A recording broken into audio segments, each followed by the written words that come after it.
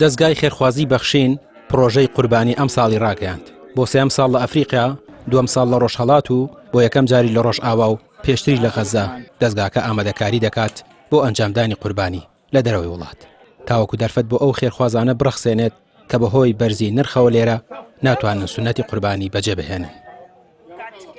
ئەفریقا دیارە وەک ئاماژەم پێکرد ئاژەڵی بچووک $100، ئاژەڵی گەورە $500، پشکێکیش لە ئاژەڵی گەورە 110,000 110,000 پشکیش خەڵەتوانێت بە پشکیش ئەتوانێت پشکی ئاژەڵی گەورە بوو بۆ کیشوەری ئەفریقا ئەتوانێت بەشداری بکە بۆ کوردستانی ڕۆژهەڵات ئاژەڵی بچووک بە 275,000 دینارە و ئاژەڵی گەورە بە ملیۆنێک و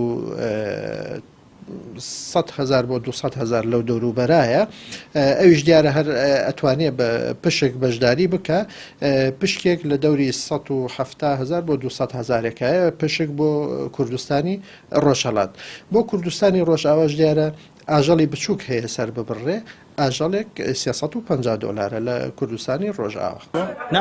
نرخی ئاژەڵ لە هەرێم و لە دەروی وڵات جیاوازی زۆری هەیە لە هەرێم نرخی ئاژەڵی ورد $400 و ئاژەڵی گەورە $2,500 لە کاتێکدا لە ئەفریقیا ئاژەڵی ورد تەنها بە $100 و ئاژەڵی گەورە بە $800 لە ئێستاشدا تیمەکانی بەخشین گەیشتونەتە ئەفریقیا بۆ کڕینی ئاژەڵەکان ئامادەکاری دەکەن بۆ ئەنجامدانی سونەتی قوربانی. ئەمڕۆ دەستگای خێرخوازی بەخشین بە ستافێک هاتوۆتە وڵاتی ئەفریقیا و هاوکار لەگەڵ برایانی تر لە ستافی بەخشین لە ئەفریقیا هەڵەسێ بە ئەنجامدانی ئەو پرۆژە و ئەو کارە خێرخوازانی کە ئێوەی بەڕێز و خۆشەویست بە ئێمەتان سپاردبوو. منیش وەکو مامۆستایەکی ئاینی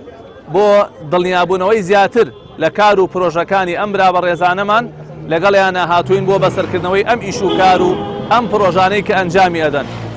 سوپاس بۆ خوای پەروەردگار هەموو ئەو خێر و سەدەقات و هاوکاریانەی ئێوەی بەڕێز و خۆشەویست بە باشترین شێوە جێبەجێ ئەکرێ و هەموو ئەگاتە دەستی خەڵکانی مستحەقی خۆی. ئێستا ئێمە هاتوین تا پرۆژەکان بەسەر بکەینەوە و پرۆژەی زیاتر ئەنجام بدەین و بە تایبەت پرۆژەی قوربانی ئێمە لێرەین بۆ ئەوەی کە قوربانیەکانی ئێوەی بەڕێز و خۆشەویست بە چاکترین شێوە و بە باشترین شێوە ئەنجام بدەین. دەستگای بەخشین داوا لە خێرخوازان دەکات بەدەم پرۆژەکەەوە بێن چونکە ئەمساڵ بەهۆی گرانی بازارەوە ژمارێکی زۆر لە هەژاران چاویان لەم قوربانیە و ئەم پرۆژەیە باشترین دەرفەتە تاوەکو بە تێچوویەکی کەمتر گۆشتی قوربانی بگاتە دەستیان لە ناوخۆ و دەرەوەی وڵات. ڕامیار عوسمان، کەناڵی پێام، سلێمانی.